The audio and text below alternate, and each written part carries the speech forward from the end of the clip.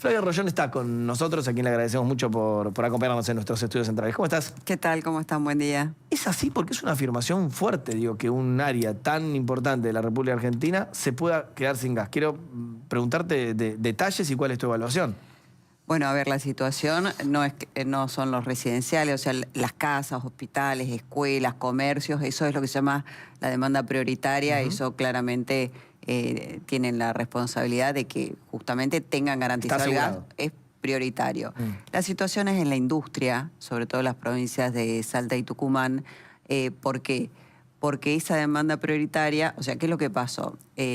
Hay una obra que se llama La Reversión que no se ha terminado, entonces no transporta la cantidad que debería transportarse. La reversión, para contarlo bien en castellano, de un gasoducto, ¿no?, que iba como para el lado de a ver, te arranco Bolivia. al principio. Dale, sí, teníamos bien en castellano. el gasoducto que se llamaba Néstor Kirchner, que después se le cambió el nombre a Perito Moreno. Ese gasoducto se construye cuando era secretario de Energía, bajo el liderazgo de Sergio Massa, en el 2020, termina en julio del 2023. Ese gasoducto después tiene plantas compresoras que se terminan durante la gestión del presidente Javier Milei. Cuando era secretaria de Energía, licitamos lo que se llama la reversión del norte. ¿Esto qué es? Hay un gasoducto que, como el gas para el norte venía de Bolivia y de la cuenca norte de Argentina, de Salta, el sentido de ese gasoducto era de norte hacia el centro del país. Sí. Entonces era necesaria una reversión, cambiarle el sentido del flujo. ¿Por qué? Porque Bolivia ya en el 2023 manifestaba de que no iba a cumplir el contrato con la Argentina, lo que finalmente terminó pasando. Entonces todo el norte quedaba sin gas y también sin energía eléctrica. ¿Por qué? Porque la generación eléctrica en el norte es a partir de gas. Esa obra era prioritaria y era urgente. En ese momento estaba priorizada la segunda etapa del gasoducto. Paréntesis, la Argentina sería otra si hoy ya teníamos la segunda etapa del gasoducto. Pero bueno, esa obra de la reversión se terminó de manera parcial. También faltan las plantas compresoras que tienen una demora de más de un año. Deberían haber estado terminadas ya. El plan original era para el invierno del 2024, después invierno del 2025, estamos en el 2026 y no han podido ser terminadas. ¿La demora, Flavia, es por presupuesto? ¿Por dinero? No, entiendo que la demora, hay un tema con el contratista hoy. No tengo los detalles, pero la situación es que la reversión está parcialmente terminada, tiene un flujo de 15 millones de metros cubos, debería estar en 19. ¿Qué es lo que está pasando entonces? Al cambiar ese sentido del flujo, la Secretaría tiene que decir, bueno, redistribuyamos el transporte, barajar y dar de nuevo. Y ahí reasigna capacidad de transporte, que hoy es escaso. ¿Por qué? Porque faltan obras. En esa reasignación, lo que es el gas para Salta y Tucumán sufre una restricción importante, una baja del 35%. Entonces, ¿qué va a pasar el día de mucho frío? Hay que priorizar el gas para la demanda prioritaria y la industria tiene una probabilidad de corte de 80 días. Entonces, hoy la industria del norte está planteando, bueno, me conviene no trabajar porque los días de probabilidad de corte son demasiados. Y eso es muchos días de probabilidad de corte con respecto a industrias en otros lugares del país donde la probabilidad de corte es menor. Y esa es la situación de que hoy la industria del norte está siendo afectada. Entonces, hoy la situación es que se ha trabajado. Es fuerte igual lo que contás, ¿eh? Digo, por que supuesto, en un área importante de la República Argentina haya industrias que algunos días o algunas semanas se queden sin el flujo de gas, más teniendo en cuenta que a muchas no le sobra el mango y su capacidad económica en este momento. Acá lo venimos contando. Con el agravante que nosotros tenemos industrias estacionales. Por ejemplo, la zafra, el azúcar. Eso se hace en esta época. Y no puedes parar. Una vez que arrancaste, no puede parar. Una cerámica, una vez que prende un horno, no lo puede parar, porque calentar un horno demora por lo menos 10 días. La industria cítrica también tiene una demanda estacional. Entonces, la verdad que lo más triste de esta situación es que Argentina tiene la segunda reserva de gas no convencional del mundo. Lo que nos falta es infraestructura y ya a esta altura deberíamos tener la primera etapa, la segunda etapa, la reversión terminada y no deberíamos estar pensando en importar GNL, con el agravante, por supuesto, del conflicto bélico que hizo que el precio del GNL esté alrededor de $21 por millón de BTU, contra $3 que puede estar en Vaca Muerta. Gas natural licuado, ¿no? Que es el que llega de modo líquido y después se transforma en gas en sí como lo conocemos. Cuando ya sabes que no puedes terminar la infraestructura para abastecer con el gas de Vaca Muerta durante todo el invierno, necesitas importar. ¿Por qué? Porque Argentina tiene un pico muy pronunciado de demanda en invierno, entonces importa gas.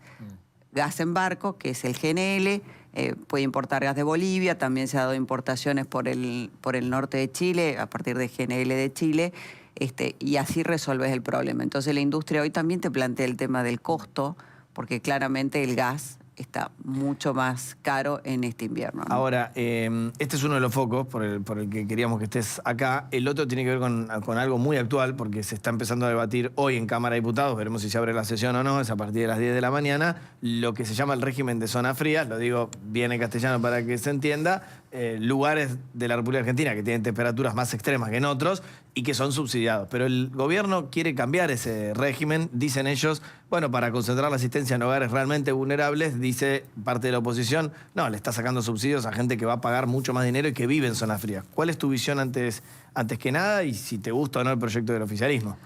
Bueno, a ver, zonas frías. El régimen original que planteaba un subsidio a la Patagonia, Malargüe, la Puna, donde realmente hay temperaturas muy inferiores.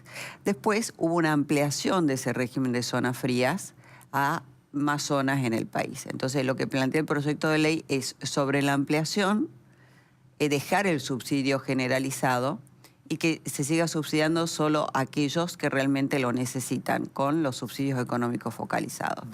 ¿Cuál es mi opinión? Yo comparto que los subsidios tienen que ir a que realmente lo necesita. O sea, no tenemos por qué estar subsidiándole la pileta climatizada a alguien que vive en Cariló. O sea, entonces yo estoy de acuerdo en esa parte. Ahora, el proyecto de ley también lo que habilita es subir la alícuota. O sea, ¿cómo se maneja el tema de zonas frías? Todos pagamos un poco más. En un principio era un 5%, después se subió al 7,5% y el proyecto de ley habilita hasta el 11,5% para que vaya un fondo y de ese fondo se subsidie a esta zona. Marca lo compleja que es la República Argentina con sus múltiples realidades, ¿no? Me lo digo a mí mismo, que tratamos de hacer un programa federal cuando sentimos que solo el AMBA es la República Argentina, ¿no? Claro, entonces, ¿qué es lo que pasa? En esa ampliación, yo sí creo que los subsidios cada vez tienen que ir... terminar con los subsidios generalizados e ir a aquel que realmente lo necesita. Ahora, el proyecto de ley plantea la facultad de inclusive subir esta alícuota y no indica qué pasa si ese fondo tiene un superávit. Porque la lógica es que si vos bajás los beneficiarios... Te va a sobrar plata. Todos dejemos de pagar un poquito menos y de aportar un poco menos a ese fondo. Entonces, eso es lo que no está claro, ¿no? Entonces... en términos conceptuales, me parece correcto que la ampliación vaya a aquel que realmente lo necesita, o sea, para dar tranquilidad, los que están en zonas ampliadas. No es que de un día para el otro van a pasar a pagar el costo pleno del gas, sino que van a seguir recibiendo un subsidio, pero hay detalles en ese proyecto que claramente no comparto y que hay que revisar.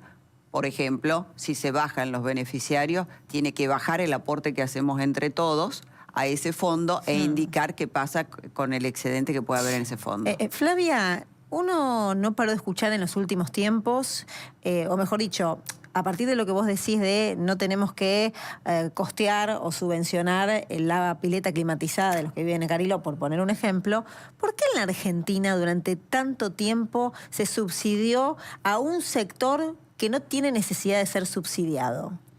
Por un tema, el manejar el sistema de subsidios es complejo, me ha tocado en primera persona, yo siendo secretaria de Energía, nosotros lo que hicimos es la readecuación de los subsidios justamente para terminar con el subsidio generalizado y que vaya aquel que lo necesita. Recordemos el N1, N2, N3, que había que inscribirse en el subsidio. A ver, yo creo que hay que entender el contexto. Cuando se comenzó con el tema de los subsidios energéticos, era muy difícil tener esta información.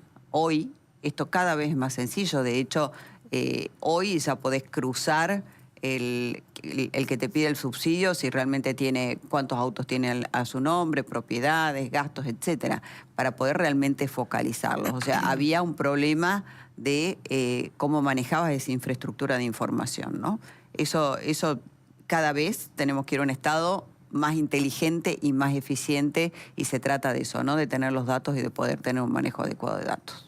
Ahora, para pasar un poco en limpio, para quienes están escuchando, mirando del otro lado, de aprobarse este proyecto de zonas frías, ¿en cuánto podría incrementar la tarifa de aquellas personas que hoy tienen el subsidio, pero que si aprueba este proyecto va a tener modificaciones en lo que abona mes a mes? Ese cálculo hay que hacerlo por regiones, un cálculo bastante complejo, y además vuelvo a insistir. Pero una referencia, digo, porque a veces se habla de conceptos que parecen lejanos y después se va a terminar reflejando en la factura de lo que tienen que abonar los ciudadanos, ¿no? O un porcentaje, alguna referencia respecto de cómo va a impactar esto en el bolsillo. Lo que pasa es que si yo te doy una referencia, por ejemplo, el 20% sobre el costo de gas, sigue siendo abstracto. Deberíamos tomar una factura y hacer el cálculo. Es mucho más caro una factura de luz que una factura de gas, pero insisto, aquel que está en la zona ampliada, que puede ser una zona que se le retire el subsidio, si es una persona que lo necesita económicamente, va a seguir recibiendo un subsidio que está dado por el sistema general de subsidios. Entonces no es una quita total de subsidios para aquel que cumpla las condiciones para recibir subsidios energéticos, ¿no? Aquel que va a tener un incremento en la factura es aquel que está en la zona ampliada, pero tiene una condición socioeconómica que no aplica a recibir subsidios, ¿no? Claro. Y entonces podría, en teoría, tiene que poder pagar el gas, ¿no? Claro, claro, entiendo. Vinculado con subsidios, acá hablamos muchísimo de lo que está ocurriendo con el transporte, por ejemplo, ¿no? Cómo va incrementándose este costo para pagar mes a mes, mientras, por ejemplo, las empresas de colectivos están pidiendo aumentar todavía un poco más o que haya mayores subsidios. ¿Qué estás viendo en materia de servicios públicos, entonces, respecto de cómo están los subsidios hoy por hoy, el esquema actual? Bueno, primero una reflexión general sobre el tema de subsidios de transporte. El subsidio de transporte solo queda acá en Buenos Aires. El resto del país, ustedes saben que yo soy de Salta, no tenemos ningún tipo de subsidio. O sea que ahí ya hay algún punto de inequidad. Segundo punto, parte del impuesto, cuando nosotros cargamos combustible, una parte de lo que cargamos de combustible va a los famosos subsidios de transporte que solamente están acá en Buenos Aires. Y de hecho, yo presenté un proyecto de ley justamente para reasignar ese impuesto a los combustibles, que ese fondo debería ir a mantenimiento de rutas que no se está usando, a viviendas que no se está usando, a obras hídricas que no se está usando. Entonces, reasignar esto. Tercer punto, con los transportes, el mismo criterio que implementamos para energía.